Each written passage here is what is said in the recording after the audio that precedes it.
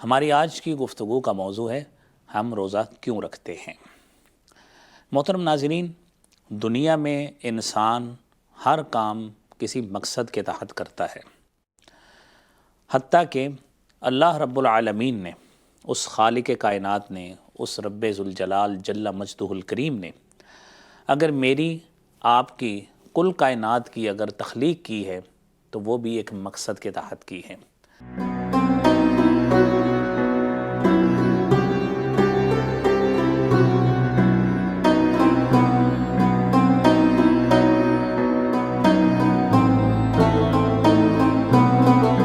بسم اللہ والحمد للہ والصلاة والسلام علی رسول اللہ۔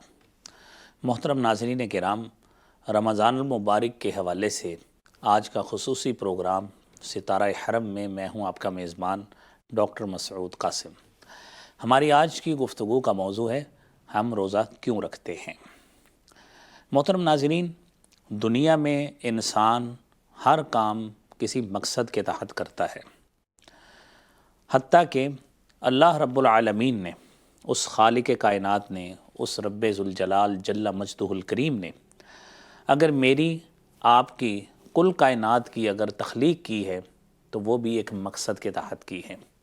اللہ رب العالمین فرماتے ہیں ما خلقت الجن والانس الا لیعبدون، کہ میں نے جنوں اور انسانوں کی تخلیق صرف ایک مقصد کے لیے کی، وہ اس وجہ سے کہ وہ میری عبادت کریں۔ گویا ہماری تخلیق کا بھی، پیدائش کا بھی، روئے زمین پر آنے کا بھی ایک مقصد ہے۔ تو اسی لیے اگر اللہ رب العالمین نے اگر ہمارے اوپر روزے فرض کیے ہیں تو اس کا بھی ایک مقصد ہے۔ اور روزے کے حوالے سے قرآن کریم میں بڑی اہم آیت جو سورہ البقرہ میں موجود ہے، اللہ رب العالمین فرماتے ہیں یا ایھا الذین آمنوا کتب علیکم الصیام کما کتب علی الذین من قبلکم لعلکم تتقون، اے ایمان والو تم پر روزے فرض کیے گئے، کما کتب علی الذین من قبلکم، جس طرح تم سے پہلے لوگوں پہ فرض کیے گئے، لعلکم تتقون، تاکہ تم متقی اور پرہیزگار بن جاؤ۔ گویا روزے کا بھی یہ مقصد ہمارے سامنے موجود ہے۔ تو جب ہمارے سامنے اس کا مقصد موجود ہے تو یقینی بات ہے دنیا میں انسان جب مختلف چیزوں کو چوز کرتا ہے اور انتخاب کرتا ہے تو اس کی پرائرٹی، اس کی اہمیت اس کے ذہن میں ہوتی ہے کہ میں یہ کام کیوں کر رہا ہوں۔ اگر انسان دیکھیے موسم کے مطابق اگر اپنے لباس کا انتخاب کرتا ہے تو اس کے ذہن میں بھی اس کی وجہ ہوتی ہے کہ اس کا مقصد یہ ہے اور اس کی لباس کی اہمیت اس اعتبار سے ہے، اس لیے اس موسم میں میں نے یہ کیا۔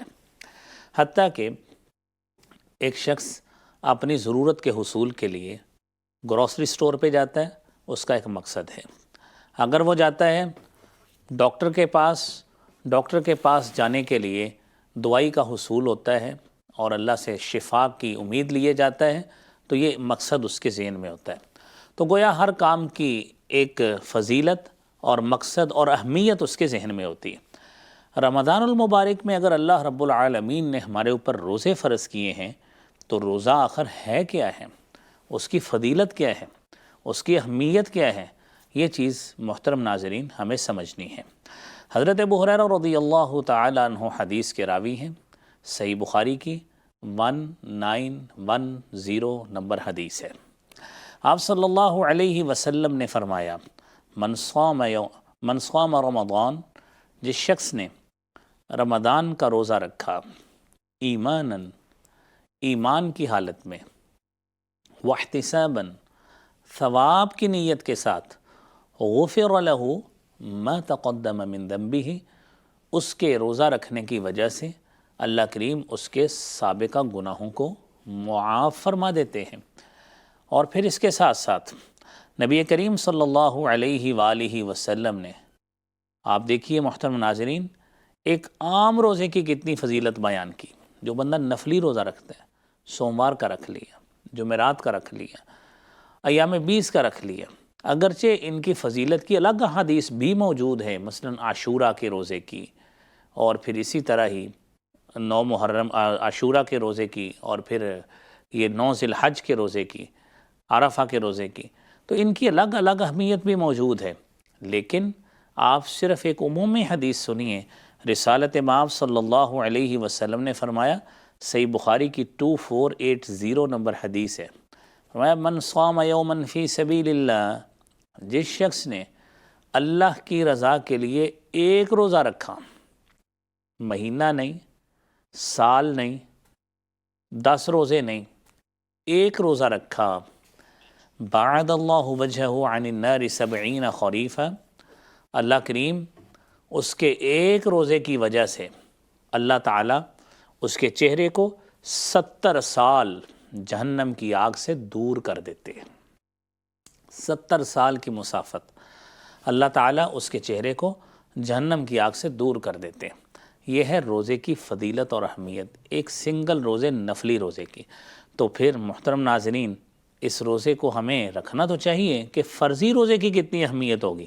اسی لیے رسالت مآب صلی اللہ علیہ وآلہ وسلم نے فرمایا تھا، حدیث میں آتا ہے، کل عمل ابن آدم یضاعف الحسنۃ بعشر امثالها الى 700 ضعف، ابن آدم کا ہر عمل یضاعف الحسنۃ بعشر امثالها، شریعت کا قانون ہے، من جاء بالحسنۃ فلہ عشر امثالها، جس شخص نے ایک نیکی کی فلہ عشر امثالها، اس کے لیے 10 گنا اجر ہوتا ہے۔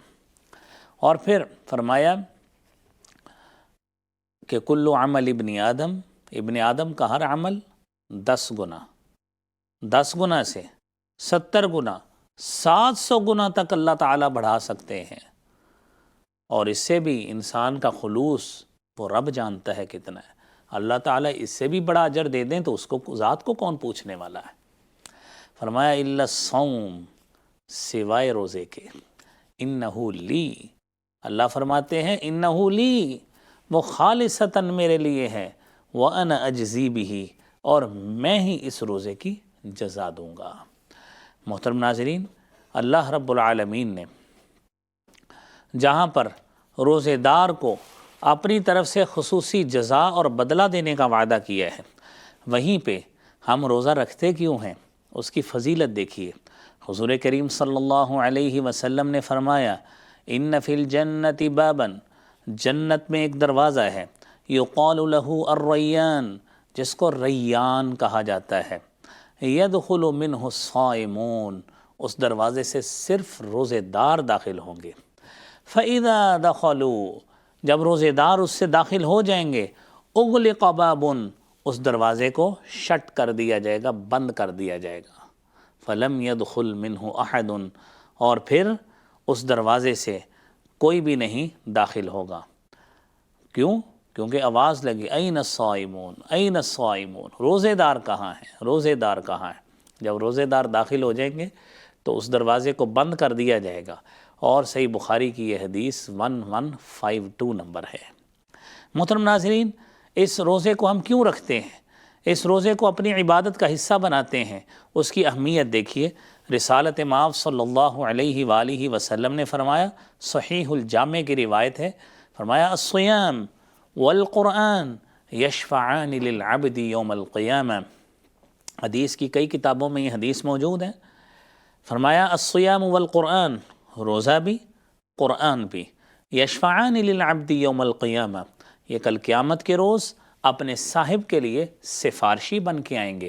یقول الصوم، روزہ کہے گا، اے ربی، اے میرے رب، منعتہ الطعام والشراب والشہوات، میں نے اس صاحب کو کھانے پینے اور شہوات سے روکا، فشفعنی فیہ، اللہ میری سفارش اس روزے دار کے حق میں قبول کر لے۔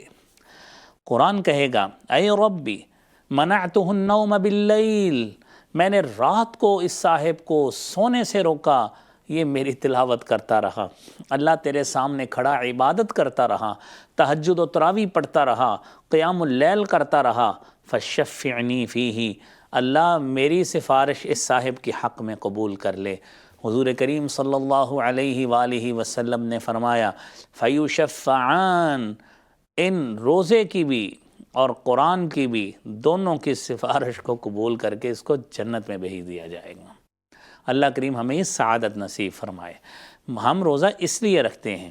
اور پھر محترم ناظرین، نبی کریم صلی اللہ علیہ وآلہ وسلم نے اس روزے کی اہمیت اتنی زیادہ بیان کی ہے، اتنی زیادہ بیان کی۔ صحیح بخاری کی 144 نمبر حدیث ہے، فرمایا فتنۃ الرجل فی اہلہ و مالہ، فتنۃ الرجل فی اہلہ و مالہ، آدمی کی آزمائش جو اس کے گھر والوں، اس کے اہل و عیال اور اس کی مال میں جو ہوتی ہے، انسان کئی مرتبہ آزمائش میں پھنس جاتا ہے، مشکلات میں پھنس جاتا ہے۔ فرمایا تکفرھا الصلاۃ والصیام والصدقہ، جو آزمائش میں انسان گھر جاتا ہے اس کا کفارہ یہی روزہ، یہی نماز، یہی صدقہ ادا کرتا ہے۔ گویا ہم اگر کسی مصیبت میں پھنسے ہیں، اپنی اس مصیبت کو دور کیجئے، روزہ رکھیے، نماز پڑھیے، صدقات کیجئے، تو یہ روزہ اتنی اہمیت کا حامل ہے۔ اور رسالت مآب صلی اللہ علیہ وسلم نے فرمایا، صحیح مسلم کی 1151 حدیث ہے، 1151 نمبر حدیث، فرمایا للصائم فرحتان، روزے دار کو اللہ تعالیٰ دو طرح کی خوشیاں نصیب فرمائیں گے۔ فرحت عند فطرہ، ایک خوشی اس کو اس وقت ملتی ہے جب وہ افطار کرتا ہے، وفرحت عند لقاء ربہ، اور دوسری خاصیت اور خصوصیت اور دوسری خوشی اس کو اللہ اس وقت نصیب فرمائیں گے جب وہ اللہ کے حضور پیش ہوگا، اللہ سے ملاقات کرے گا، اللہ تعالیٰ اس کو بڑی خوشی نصیب فرمائیں گے۔ اور محترم ناظرین، روزے دار کی پھر فضیلت سنیے۔ انسان سارا دن بھوکا رہتا ہے اور منہ کے اندر سے، پیٹ کے خالی رہنے کی وجہ سے ایک ایسی خواص ہی پیدا ہوتی ہے جس کی گفتگو کرنے والے کو سمیل محسوس ہوتی ہے۔ شاید وہ ڈسپائزنگ ایٹیٹیوڈ آگے سے دکھائے، نفرت دکھائے کہ آپ کے منہ سے کس طرح کی سمیل آتی ہے۔ صحیح بخاری کی 1904 نمبر حدیث ہے، فرمایا الخلوف فم الصائم اطیب عند اللہ من ریح المسک، اے روزے دار، تیرے منہ سے نکلنے والی یہ ظاہری طور پہ جس سے کوئی انسان شاید نفرت کرے، اطیب عند اللہ من ریح المسک، اللہ کے ہاں یہ کستوری کی خوشبو سے بھی زیادہ پیاری ہے۔ محترم ناظرین، ہم روزہ اس وجہ سے رکھتے ہیں۔ اللہ کریم ہمیں رمضان کے تمام روزے اللہ تعالیٰ اپنی رحمت کے ساتھ رکھنے کی توفیق عطا فرمائے۔ پروگرام ستارہ حرم کے ساتھ اپنے میزبان ڈاکٹر مسعود قاسم کو اجازت دیجیے۔ اللہ حافظ و ناصر۔